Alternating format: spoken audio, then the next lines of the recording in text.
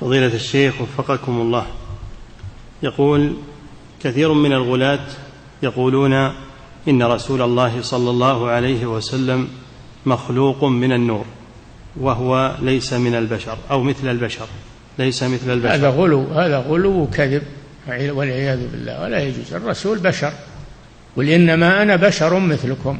والبشر منين خلق؟ خلق من بشر، من أب وأم، فهو بشر عليه الصلاة والسلام.